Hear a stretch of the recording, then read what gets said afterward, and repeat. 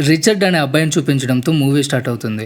ఆ అబ్బాయి మెక్సికన్కి చెందిన ఒక పేద కుటుంబానికి చెందినవాడు. అతని ఫాదర్ ఎప్పుడు తాగి మత్తులో ఉంటాడు. అందువల్ల బయట ఫ్రెండ్స్ కూడా రిచర్డ్ని ఏడిపిస్తూ ఉంటారు. ఆ అబ్బాయి తినే ఫుడ్ కూడా కింద పడేసి ఎగతాళి చేస్తూ ఉంటారు. ఎందుకంటే అది పేదవాళ్ళ ఆహారం అని వాళ్ళ ఫీలింగ్. అయితే రిచర్డ్ ఎప్పుడు అలా ఫీల్ అవ్వలేదు. ఎందుకంటే ఆ అబ్బాయి తింటున్న డిష్ పేరు బార్టన్. దాన్ని మెక్సికన్స్ చాలా ఇష్టపడుతూ ఉంటారు. తర్వాత రోజు రిచర్డ్ చాలా బార్టన్లు స్కూల్కి తీసుకుని వెళ్తాడు. రిచర్డ్ ఆ డిష్ తనకి ఇష్టమైన అమ్మాయికి పెడతాడు. అలాగే స్కూల్లో ఇంకో అబ్బాయి కూడా ఇస్తాడు. అది తిన్న తర్వాత ఆ అబ్బాయికి ఆ బార్టన్ టేస్ట్ చాలా బాగా నచ్చుతుంది. అందువల్ల మిగతా పిల్లలు కూడా డబ్బులు ఇచ్చి ఆ డిష్ కొనుక్కుంటారు. అలా రిచర్డ్ స్కూల్లో పిల్లలకి ఆ డిష్ అమ్ముతూ డబ్బులు పోగు చేసుకుంటూ ఉంటాడు. చాలా డబ్బులు పోగు చేసుకున్న తర్వాత రిచర్డ్ చాక్లెట్ కొనడానికి ఒక స్టోర్కి వెళ్తాడు. అయితే ఆ అబ్బాయి దగ్గర చాలా డబ్బులు ఉండడం చూసి పోలీసులు అరెస్ట్ చేస్తారు. 1991లో మెక్సికన్స్ని తక్కువ చేసి చూసేవాళ్ళు. ఇవన్నీ రిచర్డ్కి తెలీదు. పోలీసులు ఆ పిల్లాడి పట్ల చాలా దురుసుగా ప్రవర్తిస్తారు. రిచర్డ్ని ఒక దొంగలాగా ట్రీట్ చేస్తారు. ఈ అనుభవం ఆ అబ్బాయి పట్ల చాలా తీవ్రమైన పరిణామాలకి దారితీస్తుంది. రిచర్డ్ పూర్తిగా దొంగలాగా మారిపోతాడు. సమయం గడిచిపోతూ రిచర్డ్ పెరిగి పెద్దవాడైపోతాడు. అలా చిన్న చిన్న దొంగతనాలు చేస్తూ గ్యాంగ్స్టర్లు చేరిపోతాడు. ఇప్పుడు కూడా రిచర్డ్ తన క్లాస్మేట్ అయిన జీన్ అనే అమ్మాయితో కలిసి తిరుగుతూ ఉంటాడు. అలా వాళ్ళ ప్రేమ బలపడి ఇద్దరు చాలా దూరంగా వెళ్ళిపోతారు. అంటే జీన్ ఇప్పుడు ప్రెగ్నెంట్ అయిపోతుంది. ఈ సంఘటన రిచర్డ్ లైఫ్ను కొత్త మలుపు తిప్పుతుంది. పెరుగుతున్న తన కుటుంబం కోసం రిచర్డ్ ఆలోచించడం మొదలు పెడతాడు. తను చేసిన తప్పులనే తనకు అర్థమైపోతాయి. ఇప్పుడు రిచర్డ్ గ్యాంగ్స్టర్గా ఉన్న తన ఫ్రెండ్కి దూరం అయిపోతాడు. తన ఫ్యామిలీకి మంచి భవిష్యత్తు ఇవ్వాలని నిర్ణయించుకుంటాడు. తర్వాత రిచర్డ్కి జీన్తో పెళ్లి జరిగిపోయింది కదా, వాళ్ళకి 2 పిల్లలు పుట్టేస్తారు. ఇప్పుడు రిచర్డ్ మెకానిక్గా పనిచేస్తూ ఉంటాడు. అయితే ఆ సంపాదనతో కుటుంబాన్ని పోషించడం అతనికి చాలా కష్టమైపోతుంది. జీన్ కూడా ఒక షాప్ను రన్ చేస్తూ ఉంటుంది. అయితే వాళ్ళ సంపాదన వాళ్ళ ఫ్యామిలీకి సరిపోదు. అందువల్ల రిచర్డ్ మంచి ఉద్యోగం కోసం ప్రయత్నం చేస్తూ ఉంటాడు. జీన్ రోడ్ల మీద సేలర్ జాబ్ కూడా చేస్తూ ఉంటాడు. ఇప్పుడు వాళ్ళకి సహాయం చాలా అవసరం. అయితే రిచర్డ్కి తన తండ్రి అంటే నచ్చడు. రిచర్డ్ తన ఆర్థిక పరిస్థితులు భరించలేక తన పాత ఫ్రెండ్స్తో కలిసి డ్రగ్స్ బిజినెస్ చేయాలనుకుంటాడు. అయితే ఆ గ్యాంగ్లో ఉండే టోనీ అనే వ్యక్తి అందుకు నిరాకరిస్తాడు. ఎందుకంటే రిచర్డ్ ఆ పని చేయడం వల్ల అతని ఫ్యామిలీ మీద చెడు ప్రభావం పడుతుందని టోనీకి బాగా తెలుసు. అంతేకాదు టోనీ ఇప్పుడు ఆ పని వదిలేసి ఒక కంపెనీలో ఉద్యోగం చేస్తూ ఉంటాడు. ఈ విషయం తెలిసి రిచర్డ్ నాకు కూడా ఒక జాబ్ చూసి పెట్టంటాడు. టోనీ మాట విని రిచర్డ్ ఒక ఫుడ్ ఫ్యాక్టరీకి వెళ్తాడు. అక్కడ పిల్లలు తినే లేసు కురుకురే లాంటివి తయారు చేస్తూ ఉంటారు. రిచర్డ్ని అక్కడ రిజెక్ట్ చేయరు. అయితే ఒక అప్లికేషన్ ఫామ్ని ఫిల్ చేసుకొని రమ్మని చెప్తారు. కానీ ఇక్కడ రిచర్డ్ కాన్ఫిడెంట్గా లేడు. అందువల్ల ఫామ్ ఇంటికి తీసుకెళ్లి ఫిలప్ చేయాలనుకుంటాడు. ఇంటికి వెళ్ళగానే జీన్ ఆ ఫామ్ని తీసుకుని ఫిలప్ చేస్తుంది. ఆమె రిచర్డ్ ఎడ్యుకేషన్ గురించి సెంట్రల్ బార్నర్డ్ హై స్కూల్లో గ్రాడ్యుయేట్ చేశాడని రాస్తుంది. ఆమె కంపెనీ వాళ్ళు ఈ విషయం గురించి ఎంక్వైరీ చేయరని అలా చెప్తుంది. నిజానికి రిచర్డ్ ఇక్కడ హై స్కూల్కి వెళ్ళలేదు. తర్వాత రోజు రిచర్డ్ ఫిలప్ చేసిన ఫామ్ తీసుకుని కంగారు పడుతూ మేనేజర్ దగ్గరికి వెళ్తాడు. అయితే రిచర్డ్ హై స్కూల్లో చదవలేదు అన్న విషయం వాళ్ళకి తెలిసిపోతుంది. మేనేజర్ రిజెక్ట్ చేసే లోపు రిచర్డ్ నాకు ఒక అవకాశం ఇవ్వండి అని అడుక్కుంటాడు. అందువల్ల మేనేజర్ రిచర్డ్కి ఒక కేర్ టేకర్ జాబ్ ఇవ్వాలని డిసైడ్ అయిపోతాడు. ఎందుకంటే మెక్సికోలో లేబర్ చాలా కష్టపడి పనిచేస్తారని ఆ మేనేజర్కి బాగా తెలుసు.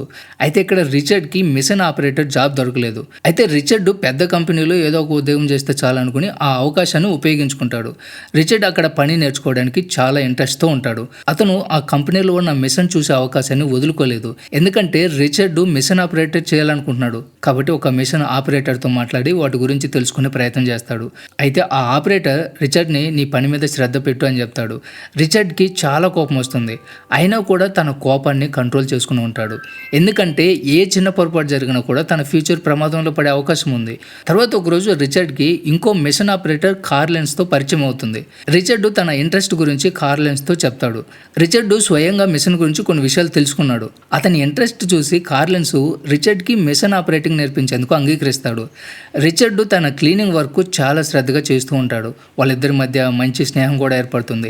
రిచర్డ్ అతని ద్వారా మిషన్స్ గురించి బాగా మెలకువలు నేర్చుకుంటాడు. అయితే ఒకరోజు వాళ్ళిద్దరి మధ్య దూరం ఏర్పడుతుంది.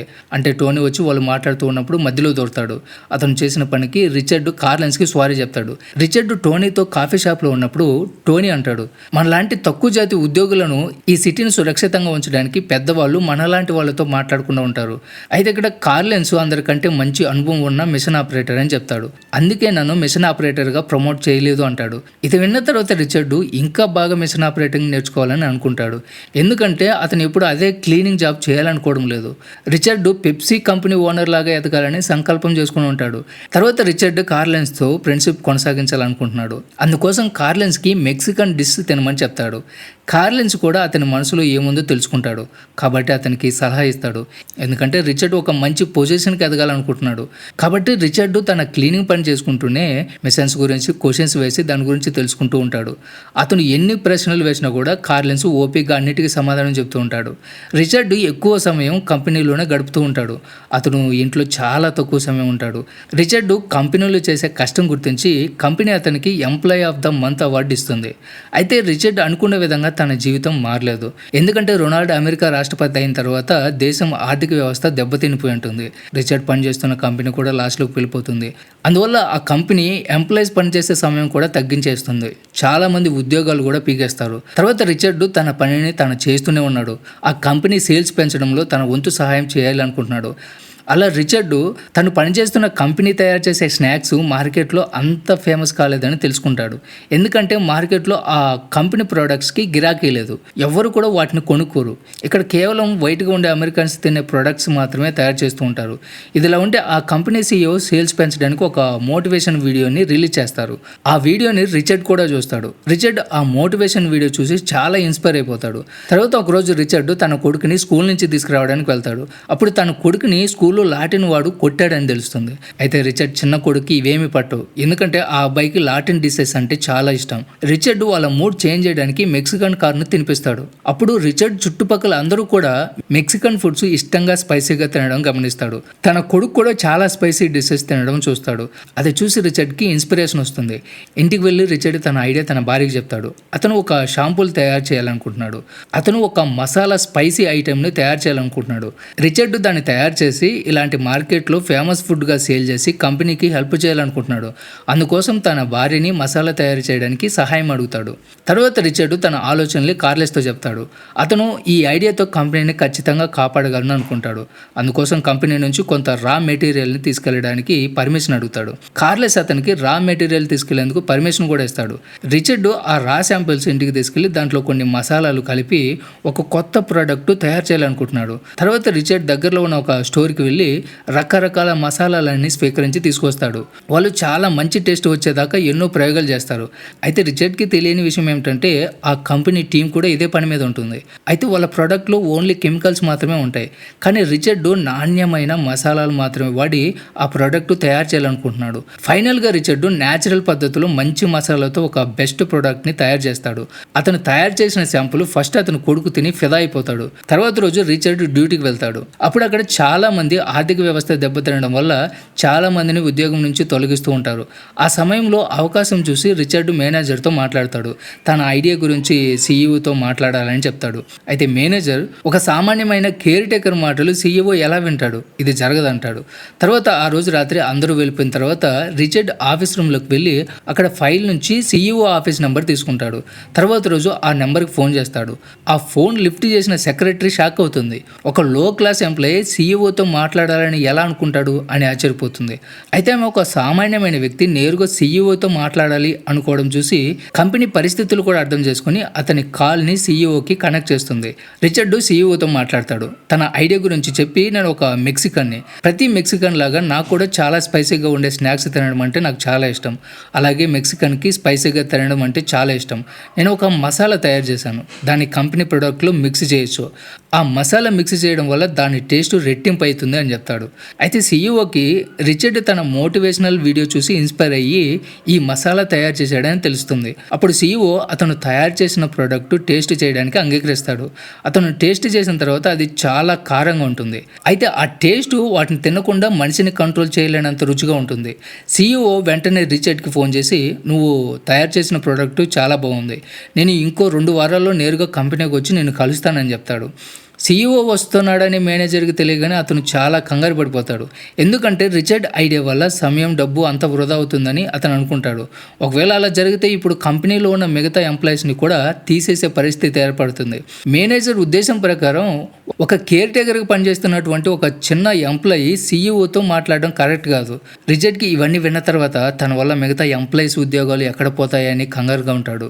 అయితే జీన్ అతనికి ధైర్యం చెప్తుంది. అలా ఏమి జరగదు, నువ్వు నీ ప్రెజెంటేషన్ మీద శ్రద్ధ శ్రద్ధ పెట్టని చెప్తుంది. ఇప్పుడు రిచర్డ్ సీఈఓ ముందు ప్రెజెంటేషన్ ఇవ్వాలి కాబట్టి అందుకోసం ఇద్దరు కలిసి లైబ్రరీకి వెళ్ళి దానికి కావాల్సిన చాలా పుస్తకాలు వెతుకుతూ ఉంటారు. చాలా బుక్స్ చదివి ప్రెజెంటేషన్కి సంబంధించిన మెలకువలన్నీ తెలుసుకుంటాడు. కార్లెస్ కూడా రిచర్డ్కి ప్రెజెంటేషన్లో ఎలా మాట్లాడాలో నేర్పిస్తాడు. ఇదిలా ఉంటే సీఈఓ తన టీంతో కంపెనీకి చేరుకుంటాడు. రిచర్డ్ ప్రెజెంటేషన్ ఇవ్వడానికి అన్ని విధాలుగా ప్రయత్నం చేశాడు కానీ అతను అందులో సక్సెస్ కాడు. అయితే తను ఏ విధంగా అయితే ప్రెజెంటేషన్ ఇవ్వాలనుకుంటున్నాడో చివరికి అలా ప్రెజెంటేషన్ ఇస్తాడు. రిచర్డ్ ఆ కంపెనీ తయారు చేసిన ప్రోడక్ట్స్ లాటిన్ జనాలకి బోర్ కొడుతున్నాయి. లాటిన్ ప్రజలు చాలా స్పైసీగా మసాలాలతో తినడానికి ఇష్టపడతారు అని చెప్తాడు. కాబట్టి వాళ్ళని లాటిన్ మార్కెట్ వైపు ఆలోచించేలా చేస్తాడు. అక్కడ ఉన్న టీం అతన్ని తక్కువ చేసి చూడడానికి చాలా ప్రయత్నం చేస్తారు. అయితే ఆ తర్వాత కూడా సీఈఓ రిచర్డ్ ఐడియాని అర్థం చేసుకుంటాడు. అతని ఐడియా మీద ఇన్వెస్ట్ చేయడానికి సిద్ధపడతాడు. మొదట్లో టేస్ట్ కోసం మార్కెట్లోకి పంపడానికి 5,000 ప్యాకెట్లు తయారు చేస్తారు. దానికి చీతాస్ హాట్ ఫ్లెమింగ్ అని పేరు పెడతారు. అయితే ఆ ప్రోడక్ట్ చాలా రోజులు అలాగే ఉంటుంది. ఎవరు వాటిని తాకను కూడా లేదు. అయితే కంపెనీలో పనిచేసే సేల్స్ ఎగ్జిక్యూటివ్ జేమ్స్ ఈ టేస్ట్ని తక్షణమే ఆపేయాలని చెప్తాడు. అయితే మేనేజర్ రిచర్డ్ అలా చేయొద్దని ఇంకా ఒక వారం సమయం ఇవ్వమని అడుగుతారు. ఆ పరిస్థితుల్లో రిచర్డ్ చాలా తొందరగా ఉంటాడు. ఎక్కడ తప్పు జరుగుతుందేమో అని భయపడుతూ ఉంటాడు. అప్పుడు క్లారెన్స్ తనకి ఇవన్నీ మర్చిపో, ఆత్మవిశ్వాసంతో ఉండు అని చెప్తాడు. అయితే ఇంటికి వెళ్ళిన తర్వాత కూడా అతను కంగారు పడుతూనే ఉంటాడు. అప్పుడు రిచర్డ్ కొడుకు వచ్చి నేను ఎప్పుడు చిటో హాట్ ఫ్లేమింగ్ చాక్లెట్ చూడలేదంటాడు. అప్పుడు రిచర్డ్ వెంటనే తన ఫ్రెండ్ టోనీ దగ్గరికి వెళ్తాడు. తనకు సహాయం చేస్తే తన ఉద్యోగం తనకి తిరిగి ఇప్పిస్తానని చెప్తాడు. అతని పాత ఫ్రెండ్స్ అందరూ కూడా కలిసి తనతో పాటు కంపెనీకి వెళ్తారు. అప్పుడు రిచర్డ్ అందరితో కంపెనీలో తయారు చేసిన కొత్త ప్రోడక్ట్ అమ్ముడు పోకపోతే కంపెనీ మూతపడుతుంది. ఎప్పటికీ అందరి ఉద్యోగాలు తిరిగి రావు. కాబట్టి మీ ఉద్యోగాలు మీకు కావాలి అంటే మీరు అందరూ నాకు సహాయం చేయాలి. మన కంపెనీ ప్రోడక్ట్ అందరూ ఎందుకు కొనడం లేదంటే వాళ్ళందరికీ దీని గురించి తెలియదు కాబట్టి. మన దగ్గర ఉన్న చిటో హాట్ ఫ్లేమింగ్ ప్యాకెట్ లాటిన్ కమ్యూనిటీలో అందరికీ ఇవ్వాలి. వాటిని అందరూ తినడం వల్ల చాలా మందికి దాని గురించి తెలిసే అవకాశం ఉంటుంది. అలా సేల్స్ పెరుగుతాయి అని చెప్తాడు. అలా రిచర్డ్ అందరి సహాయంతో కంపెనీలో ఉన్న ప్రొడక్ట్ బాక్సులన్నీ కూడా వెహికల్స్లో పెట్టి లాటిన్ కమ్యూనిటీలో అందరికీ పంచిపెడతారు. వాళ్ళకి ఇలా చేయడం వల్ల తప్పకుండా సేల్స్ పెరుగుతాయని నమ్మకం ఉంది. అంతేకాకుండా రిచర్డ్ తన పిల్లలతో కలిసి ఒక స్టోర్లో ఉంచిన ప్రొడక్ట్ని ఎక్కువ మోతాదులో కొనుగోలు చేస్తాడు. అది చూసి అక్కడున్న మిగతా వాళ్ళు కూడా ఆ ప్రొడక్ట్స్ కొనడానికి ముందుకు వస్తారు. అలా చేయడం వల్ల మార్కెట్లో వాళ్ళ సేల్స్ బాగా పెరిగిపోతాయి. రిచర్డ్ ఐడియా బాగా పనిచేస్తుంది. సీఈఓ ఈ విషయంలో చాలా సంతోషపడతాడు. అతను వెంటనే రిచర్డ్కి ఫోన్ చేసి 5 మిలియన్ చిటో హాట్ ప్యాకెట్స్ తయారు చేయమని ఆర్డర్ పాస్ చేస్తాడు. అది విని రిచర్డ్ ఆశ్చర్యపోతాడు. ఈ విషయం అతనితో పాటు అక్కడ పనిచేస్తున్న అందరినీ సంతోషపడుతుంది.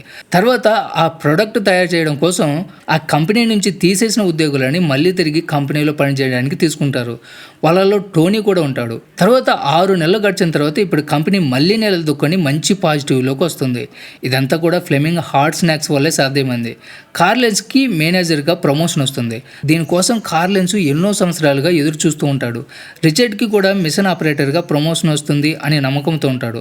అయితే ఇప్పటివరకు అతనికి ప్రమోషన్ రాలేదు. అయితే సడన్గా ఈరోజు అతని దగ్గరికి సీఈఓ వస్తాడు. అతనికి ప్రమోషన్ ఇచ్చి సర్ప్రైజ్ చేస్తాడు. అయితే రిచర్డ్ని సీఈఓ మిషన్ ఆపరేటర్ చేయాలనుకోవడం లేదు. రిచర్డ్ని director of cross cultural marketing హెడ్గా నియమిస్తాడు. ఎందుకంటే రిచర్డ్ ఇలాంటి ఇంకా మంచి లోకల్ ప్రొడక్ట్స్ని తయారు చేయాలని సీఈఓ ఉద్దేశం. అక్కడ పనిచేసిన అందరూ కూడా రిచర్డ్కి ఆ ప్రమోషన్ రావడం చూసి చాలా సంతోషపడతారు. ఎందుకంటే అతను ఆ కంపెనీ కోసం ఎంత కష్టపడ్డాడో అందరికీ తెలుసు. తన కారణంగానే ఆ ఉద్యోగాలు కానీ ఆ కంపెనీ కానీ నిలబడింది. జీన్ రిచర్డ్ ప్రమోషన్ గురించి విని షాక్ అయిపోతుంది.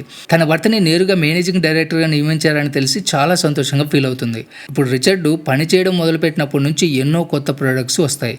కంపెనీ ఇంకా చాలా ఎదిగిపోతుంది. రిచర్డ్ని godfather of Latin marketing అని పిలవడం స్టార్ట్ చేస్తారు. రిచర్డ్ని కంపెనీలో top exclusive at Mexico place ఇచ్చి గౌరవిస్తారు. తర్వాత రిచర్డ్ జీన్ ప్రేమ శాశ్వతంగా బలపడుతుంది. ఈ సీన్తోనే మూవీ ఎండ్ అవుతుంది. సో ఇది ఫ్రెండ్స్ ఇవాల్టి వీడియో.